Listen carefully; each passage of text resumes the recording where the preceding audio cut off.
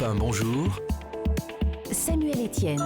Pour l'actualité de la santé avec le docteur Kirzek maintenant. Bonjour Gérald. Bonjour Samuel, bonjour à tous. Gérald, on vous retrouve à 11h30 pour votre émission Question de santé. Vous nous parlerez ce matin du café, à voix qui parle beaucoup à tous ceux qui passent dans ce studio depuis 5h ce matin. Question, le café bon ou mauvais pour la santé? On va commencer par le négatif. En quoi boire du café serait mauvais pour la santé? C'est les propriétés du café qui sont, c'est un excitant naturel, c'est la caféine, oui. qui sont aussi les effets négatifs de ce café, de cette caféine qui va passer dans le cerveau.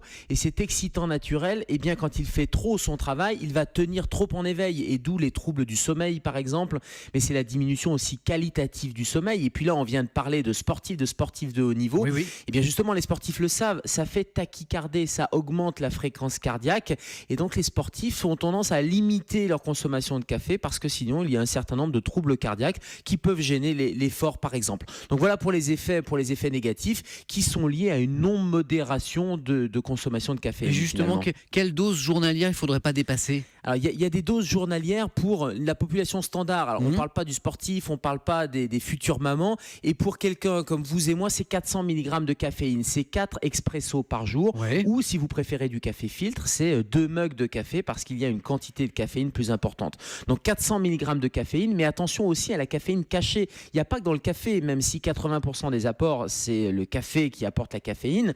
Mais la caféine, on trouve de la caféine cachée dans le thé par exemple, ou dans des boissons énergisantes, ou dans des sodas par exemple. Donc quand vous regardez la composition, il y a déjà une certaine quantité de caféine. Donc si vous cumulez ces doses, et je pense aux ados par exemple qui ont tendance à consommer ces sodas, eh bien ça peut faire des quantités importantes. D'accord. Donc c'est 400 mg de caféine, c'est la dose max. Et puis j'en parlais pour les futures mamans, c'est en dessous, c'est 2 à 3 tasses expresso. Et les ados, attention à toutes ces doses un peu cumulées, et là vous aurez des effets positifs du café sans avoir les effets négatifs. Gérald, en un mot justement, quelles sont les vertus du café pour nous, pour notre organisme? Il y en a plein. D'abord, la vertu excitante naturelle, c'est de nous maintenir en éveil justement. Donc c'est justement l'effet recherché. Ça lutte contre les migraines également. Et puis il y a de plus en plus d'études qui commencent à montrer l'effet protecteur contre la maladie de Parkinson ou la maladie d'Alzheimer. C'est normal, ça passe au niveau du cerveau. Donc cet effet serait protecteur dans des doses raisonnables. Donc j'allais dire à consommer avec modération.